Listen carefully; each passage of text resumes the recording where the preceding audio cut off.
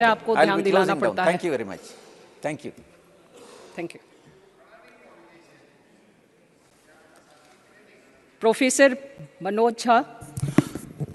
शुक्रिया मैडम, शुक्रिया आपके वहाँ होने के लिए भी।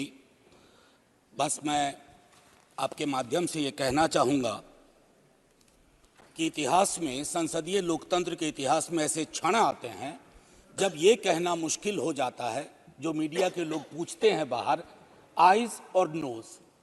ये मसला यस और नो का नहीं है माननीय उपसभापति जी। ये मसला हमारे देश की तारीख से जुड़ा हुआ है। ये मसला इस बात से जुड़ा हुआ है जो प्रधानमंत्री जी ने अभी बीते दिनों सेंट्रल हॉल में कहा था, कैनवस बड़ा होगा, आकृति बड़ी होगी।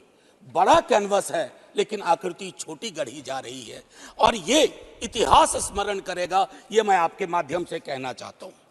अब नारी शक्ति वंदन अधिनियम, मुझे तो समझ में नहीं आया कि ये लेजिस्लेशन है या किसी तरह का धार्मिक ग्रंथ की एक उसका शीर्षक है, क्योंकि बचपन से पढ़ता आया इस देश में, जब आपकी सरकार बीजेपी की सरकार नहीं थी, जत्र नार्यस्तु पूज्यन्ते रमन्ते तत्र देवता।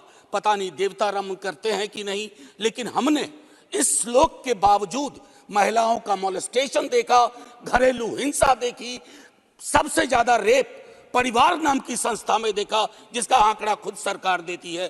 तो मुझको लगता है ये जो विरोधाभासी चरित्र है हमारे देश का, इस विरोधाभासी चरित्र पर भी बात होनी चाहिए। आज काफी सारी महिलाएं हैं, पत्रकार भी इस दर्शक दीर्घा में, इनको भी ये कहना चाहता हूं कि हमारे कुछ सरोकार हैं। इस देश में ऐसा नहीं चल सकता कि एक तरफ ये श्लोक पढ़ा जाए और दूसरी तरफ हम उस जुबान को छोड़ दें जो संविधान से आती है। मैडम, संविधान राइट्स की बात करता है, अधिकार की। हमारी वोकैबुलरी को क्या होता जा रहा है?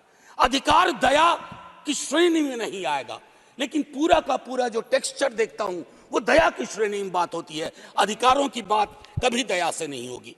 माननीय deputy chairman ma'am, chairperson ma'am, sorry, as per the delimitation commission 2008 हमारे पास जो सीट्स हैं 412 जनरल सीट्स, 84 एससीज, 47 एसटीज।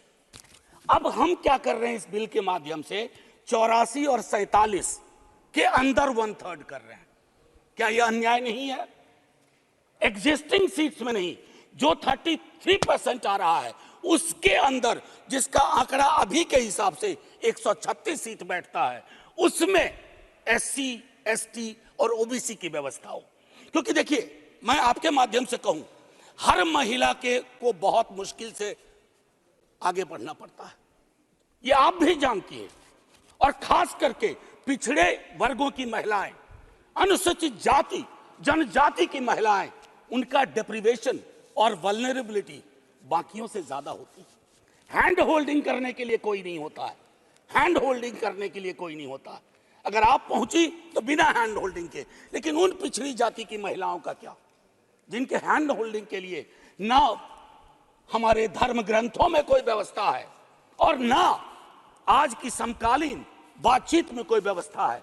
रेटोरिकली हम कुछ भी कह दें, मेरा सिर्फ आपके माध्यम से कहना होगा कि हमारी पार्टी, आज मैं स्मरण कर रहा हूं, हमारे राष्ट्रीय अध्यक्ष लालू प्रसाद यादव जी, भगवतिया देवी, कई लोग जानते होंगे, पत्थर तोड़ने वाली महिला थी, पत्थर तोड़ने वाली। हम ना सहबो गाली भैया, हम ना सहबो गाली। वहां से, गया से निकल करके वो संसद तक पहुंची। क्या उसके बाद भगवतिया देवी आ पाई, फूलन देवी आ पाई? वो इसलिए नहीं आ पाई कि हम आपको दोष नहीं देते हैं, हमारी व्यवस्थाएं संवेदन शून्य है। मैं तो आग्रह करूंगा तमाम साथियों को, आप किसी भी दल में हो, आज एक बार उससे बाहर निकल करके सोचिए।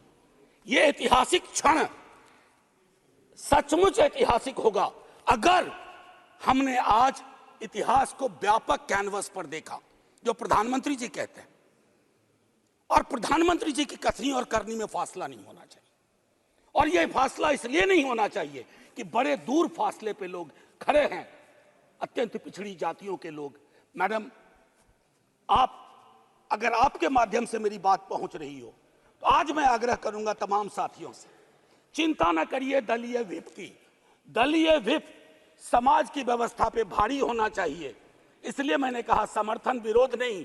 आज भी मौका है इसको सेलेक्ट कमेटी में भेज करके SC ST और ओबीसी को इनकॉर्पोरेट किया जाए। नहीं, आज हम नहीं करेंगे, हम ऐतिहासिक गुनहगार होंगे। मैं यकीन के साथ कहता हूं, बाहर लोग वॉच कर रहे हैं, कहेंगे कि तुमने क्या किया। ये व्यवस्था ऐसे नहीं बदली जाती है। तो मैं आपसे आग्रह करूंगा आपके माध्यम से कि अपने दायरों से अलग होकर के आप जब ओबीसी की बात करते हैं तो ये रेटोरिक से आगे बढ़ना चाहिए, हमारी चिंताओं में आना चाहिए। ये नहीं होगा कि बाबा साहब भीमराव अंबेडकर को माला भी पहनाए और उनकी बात को आत्मसात न करें। ये जो फर्क हमारे इसमें आ रहा है, इससे कई तरह के विरोधाभास का जन्म हो रहा है। मैडम चेयरपर्सन, मैं आपको कहूं कि कोटा विद इन कोटा की जब हम बात करते हैं तो उसमें एक टर्म आता है जो एक अमेरिकन सिविल राइट एक्टिविस्ट ने 89 में दिया, इंटरसेक्शनैलिटी।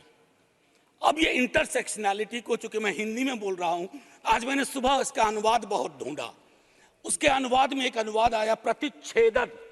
इंटरसेक्शनैलिटी का मतलब होता है कि हम हर लेयर की एजेंसीज और उसके अंदर की क्या विधाएं हैं, उसके आधार पर अपना चरित्र, अफर्मेटिव एक्शन प्रोग्राम को यह देखना होगा। जो खास करके वंचित समाज की महिलाएं हैं, मैं उनके बारे में कहूं, आपको एक बार अपना नजरिया साफ करना होगा।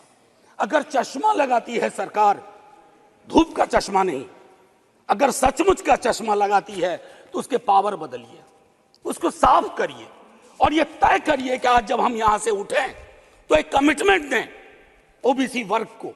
और ये मैं बार बार दोहरा रहा हूं कि 33% के को एग्जिस्टिंग में मत इनकॉर्पोरेट कीजिए, इट शुड बी सेपरेट। नई व्यवस्था में नया 33% without touching SCs and STs, ये करिएगा तो क्रांतिकारी कदम होगा। अक्सर हम लोग अपने प्रिविलेजेस को नहीं देखते हैं। मेरा सरनेम एक प्रिविलेज है, नीरज भाई का सरनेम एक प्रिविलेज है, हमारे सरनेम ने हमें प्रिविलेज दिए हैं। उन सरनेम्स को देखिए जिनके पास ये प्रिविलेज नहीं है। नहीं, ऐसे ही मैं बहुत अच्छा किया। मैं ये कहना चाह रहा हूं मैम चेयरपर्सन, मैं ये कहना चाह रहा हूं कि प्रिविलेज का जो व्याकरण है वो खत्म ही नहीं हो रहा है। मैंने पहले भी सदन में कहा था कि इस देश में शायद there is nothing in name but everything is there in the surname. उनके संघर्ष, उनका जीवन कठिन लगातार होता जाता है। और एक ऐतिहासिक तथ्य बताऊं, 31 में बेगम शहनवाज और सरोजनी नायडू ने संविधान बनने से बहुत पूर्व इक्वल रिप्रेजेंटेशन की बात की थी। हम काहे को अटके पड़े हैं 33 पर? मेरी तो समझ में नहीं आ रहा कि 33 के साथ क्या रिश्ता है हमारा। ये 50 क्यों नहीं हो सकता? ये 55 क्यों नहीं हो सकता? आपका पूरा का पूरा वर्ग चरित्र बदल जाएगा। आप नहीं चाहते हैं कि भगवतिया देवी यहां आए? हमेशा एक खास सरनेम, मैं तो बार बार कह रहा हूं कि जो अलग अलग दलों में भी हैं, अगर वो पहुंचे हैं यहां तक अपने संघर्ष से, तो उनको आज ये आवश्यकता है, उनको ये भरोसा दिलाया जाए कि ऐसी कोई चीज आगे नहीं होगी, सबके लिए खुलेगा। आपकी ये जो नई पार्लियामेंट है हमारी, ये रंगीन ज्यादा होगी। इंद्रधनुष में कई रंग होते हैं। हम ये कौन सा बिल ला रहे हैं जिसमें ब्लैक एंड व्हाइट के बाद शेड्स ऑफ ग्रे भी नहीं है? अगर हमारा उद्देश्य डिपेंडिंग ऑफ डेमोक्रेसी है तो कदम उस दिशा में बढ़ाने होंगे। मैंने पहले भी कहा था कि 2010 में हमारा रिप्रेजेंटेशन देखिए, उसमें हमने SC ST OBCs and minorities की बात की थी। और हम इसलिए नहीं कर रहे हैं, हम चाहते हैं कि वर्ग चरित्र बदले, संसद सचमुच में प्रतिनिधित्व की संस्था बने जिसमें सबके आकार हों, सबकी शक्लें हों। ये ना हो कि एक प्रभुत्व वर्ग का उस पर हमेशा उस पर छाप रहे। अब मैं कहूं कि अभी जातिगत जनगणना कल शाम के बाद, मैम चेयरपर्सन, अब मैं आपका अटेंशन चाहता हूं।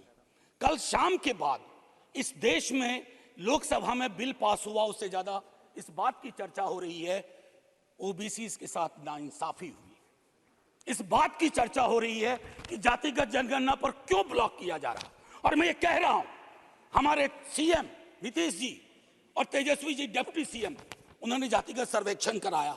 28 अगस्त को मेरे पास दोनों एफिडेविट है। पहली एफिडेविट कौन लेके गए? सरकार। तुषार मेहता खड़े होते हैं, सॉलिसिटर जनरल, ये कहते हैं कि state government can not do any activity like census और एक्टिविटी अकिन टू सेंसस। लेकिन शाम तक जब अप्रोर होता है, दूसरी एफिडेविट आती है, कहती है गलती से वो पैराग्राफ लग गया था। सरकारें ऐसी गलतियां नहीं करती हैं, ये मानस करवाता है, ये प्रेजुडिस माइंड करवाता है। मैम चेयरपर्सन, बस ज्यादा नहीं लूंगा। मैंने कई संशोधन दिए हैं मैडम चेयरपर्सन, मैंने कई संशोधन दिए हैं। उन संशोधनों पर भी सरकार विचार करे। हाथ जोड़ के कहता हूं, आपका कुछ भी नहीं बिगड़ेगा, हृदय विशाल रखना चाहिए। छोटे मन से, आप ही के बड़े नेता कह गए थे, छोटे मन से कोई बड़ा नहीं होता। कैनवास पे बड़ी लकीर खींचिए।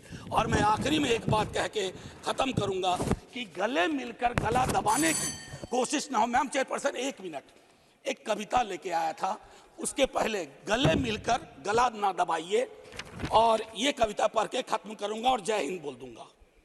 ये ओम प्रकाश वाल्मीकि जी का है। इसमें जो प्रतीक हैं वो किसी जाति विशेष के लिए नहीं है, क्योंकि हम सब के अंदर एक ठाकुर है जो न्यायालयों में बैठा हुआ है, विश्वविद्यालयों में बैठा हुआ है, संसद की दहलीज को वो चेक करता है। तो कविता कुछ यूं है, चूल्हा मिट्टी का, मिट्टी तालाब की, तालाब ठाकुर का, भूख रोटी की, रोटी बाजरे की, बाजार खेत का, खेत ठाकुर का, बैल ठाकुर का, हल ठाकुर का, हल की मूठ पर हथेली अपनी, फसल ठाकुर की, कुआं ठाकुर का, पानी ठाकुर का, खेत खलिहान ठाकुर के, गली मोहल्ले ठाकुर के, फिर अपना क्या, गांव, देश, शहर। और मैं फिर से क्लैरिफाई करता हूं, वो ठाकुर मैं भी हूं, वो ठाकुर संसद में है, वो ठाकुर विश्वविद्यालयों में है, वो ठाकुर विधायिका को कंट्रोल करता है। इस ठाकुर को मारो जो हमारे अंदर है। जय हिंद मैम, जय हिंद। श्री इलाम